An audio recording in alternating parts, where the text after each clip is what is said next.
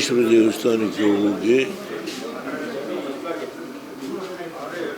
ನಾನು ಕಳೆದ 5 ವರ್ಷದಿಂದ ಅಲ್ಲಿ ಪ್ರತಿ ಮಂಗಳವಾರ ನನಗೆ ಆರೋಗ್ಯಕ್ಕೋಸ್ಕರಲೇ ಪೂಜೆ ಮಾಡ್ತಾರೆ. ನಾನು ತಿರುಪತಿಗೆ ಹೋಗ್ಲಿಕ್ಕಾಗಲಿಲ್ಲ, ನಿನ್ನೆ ಡಯಾಲಿಸಿಸ್ ಇತ್ತು. ಅದರಿಂದ ಇವತ್ತಿಲ್ಲೇ ವೆಂಕಟೇಶ್ವರ ದೇವಸ್ಥಾನಕ್ಕೆ ಹೋಗಿದ್ದೆ, ಪೂಜೆ ಮುಗಿಸ್ಕೊಂಡು ಬಂದೆ. ಈಗ ನಾನೇನು ಹೇಳಬೇಕು ಗೊತ್ತಿಲ್ಲ. ನನ್ನ ಕೈಲಾದ ಮಟ್ಟಿಗೆ ರಾಜ್ಯದ ಜನತೆಗೆ ಇನ್ನೂ ಕೆಲವು ದಿನ ನಾನು ಜನತೆಯ ಸಮಸ್ಯೆಗಳನ್ನು ಮುಂದಿಟ್ಕೊಂಡು ಹೋರಾಟ ಮಾಡತಕ್ಕಂಥ ಒಂದು ಮನಸ್ಸಿನಲ್ಲಿ ದೃಢ ಸಂಕಲ್ಪ ಮಾಡಿದ್ದೇನೆ. ನನಗೆ 93 ಆಯಿತು ಅಂತ ಹೇಳಿ ಅದನ್ನು ಮನೆಯಲ್ಲಿ ಕೂತ್ಕೊಳ್ಳೋದಿಲ್ಲ. ನಾನು ವೀಲ್ ಚೇರಲ್ಲೇ ಹೋಗ್ತೀನಿ. ಜನಗಳ ಸಮಸ್ಯೆ ಇವತ್ತು ಯಾವ ರೀತಿ ತುಂಬ ಹದಗೆಟ್ಟಿದೆ, ಇದರ ಬಗ್ಗೆ ನಾನಾಗಲೇ ಮೊನ್ನೆ ಹೇಳಿದ್ದೇನೆ. 20ನೇ ತಾರೀಕು ನಿಮ್ಮನ್ನು ಭೇಟಿ ಮಾಡ್ತೀನಿ ಅಂತ ಹೇಳಿದ್ದೇನೆ. ಎಲ್ಲ ಮೀಡಿಯಾದನ್ನು, ಪ್ರಿಂಟ್ ಮೀಡಿಯಾ, ಎಲೆಕ್ಟ್ರಾನಿಕ್ ಮೀಡಿಯಾ, ನಮ್ಮ ಪಕ್ಷದ ಕಚೇರಿಲಿ ನಿಮಗೆ ಒಂದು 2-3 ಗಂಟೆ ಕಾಲ ಕಳೀತೀನಿ. ರಾಜ್ಯದ ಸಮಸ್ಯೆಗಳ ಬಗ್ಗೆ, ದೇಶದ ಸಮಸ್ಯೆಗಳ ಬಗ್ಗೆ ಚರ್ಚೆ ಮಾಡ್ತೀನಿ. ಪ್ರೈಮ್ ಮಿನಿಸ್ಟ್ರು ಮೆಸೇಜ್ ಕಳಿಸಿದ್ದಾರೆ, ಹೋಮ್ ಮಿನಿಸ್ಟ್ರು ಪರ್ಸನಲಾಗೇ ಮಾತಾಡಿದರು.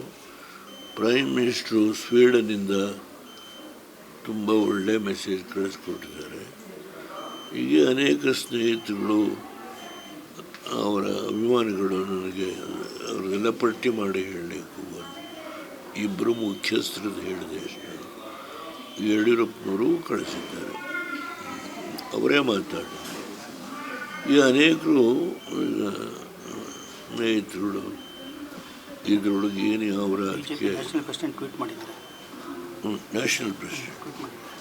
ಭಾರತೀಯ ಜನತಾ, ಹೀಗೆ ಇನ್ನೂ ಸಾಯಂಕಾಲದವರೆಗೆ ಬೇಕಾದಷ್ಟು ನನಗೆ ಗೊತ್ತಿದೆ. ನಾನು ಈಗ ತಾನೇ ಮನೆಗೆ ಬಂದ ದೇವಸ್ಥಾನ. ಅದರಿಂದ ಏನೋ ಒಂದು 68 ವರ್ಷ ಸುದೀರ್ಘವಾದ ರಾಜಕೀಯ ಜೀವನದಲ್ಲಿ ಹೋರಾಟ ಮಾಡ್ಕೊಂಡು ಬಂದಿದ್ದೇನೆ. ಜನ ಎಷ್ಟು ಗುರುತಿಸ್ತಾರೋ ಅದು ನಂಗೆ ಸಮಸ್ಯೆ ಇಲ್ಲ, ಆದರೆ ಹೋರಾಟ ಮಾಡೋದು ನಂದು ಮುಂದೆ ಇರೋದು, ಆ ಕೆಲಸ ಮಾಡ್ತೀವಿ ಸರ್. 28ರ ಚುನಾವಣೆಗೆ ಕಣ್ಮುಂದೆ ಇದೆ ಸರ್. 2028 ಚುನಾವಣೆ ರಾಜ್ಯದಲ್ಲಿ. ಸೊ ಆ ವಿಚಾರವಾಗಿ ಸಂಬಂಧಪಟ್ಟಂತೆ ಯಾವ ರೀತಿ ಹೋರಾಟ? ನಾನು NDAನಲ್ಲಿ ಒಂದು ಮೈನರ್ ಪಾರ್ಟ್ನರ್, ಅಂದರೆ ರೀಜನಲ್ ಪಾರ್ಟಿ. ನಾವು ಮೋದಿಯವ್ರ ಜೊತೆ ನನ್ನ ಸಂಬಂಧ, ಶಾ ಜೊತೆ ನನ್ನ ಸಂಬಂಧ ಇದೆ. ಇದರಲ್ಲಿ ಯಾವ ಬಿಕ್ಕಟ್ಟು ಬರೋದಿಲ್ಲ. ನಾನು ಈ ಹೋರಾಟದಲ್ಲಿ ಯಾವುದೇ ಕ್ಲಿಷ್ಟ ಸಮಸ್ಯೆ ಬಂದರೂ ಕೂತು ಬಗೆಹರಿಸ್ಕೊಂಡು ಹೋರಾಟ ಮಾಡ್ತೀನಿ ಅಂತಕ್ಕಂಥ ದೃಢ ವಿಶ್ವಾಸ ಇದೆ. ಅವರ ಬಳಿ ನನ್ನ ಸಂಬಂಧ ಇರೋದ್ರಿಂದ ನನಗೆ ಯಾವುದೇ ಆತಂಕ ಇಲ್ಲ. ಆದ್ದರಿಂದ ಈ ರಾಜ್ಯದಲ್ಲಿ, ದಕ್ಷಿಣದಲ್ಲಿ ನೆನ್ನೆ ಹೇಳ್ತಾ ಇದ್ದರು, ಕಾಂಗ್ರೆಸ್ಸು ಕೇರಳ, ಕರ್ನಾಟಕ, ತೆಲಂಗಾಣಕ್ಕೆ ಮಾತ್ರ ಸೀಮಿತ ಆಗಿದೆ ಅಂತ. ಇದು ನೋಡೋಣ ಏನಾಗುತ್ತೆ ಅಂತೇಳಿ ಈಗ ನಾನು ಮಾತಾಡೋದಿಲ್ಲ, ಆ ಟೈಮ್ ಬಂದಾಗ ಮಾತ್ರ. ಸರ್, ಕೊನೆಯದಾಗಿ ಕಾರ್ಯಕರ್ತರಿಗೆ ಏನು ಸಂದೇಶ ಕೊಡ್ತೀರಾ ಸರ್? ಇವತ್ತು ನಿಮ್ಮ ಹುಟ್ಟಿದಬ್ಬ.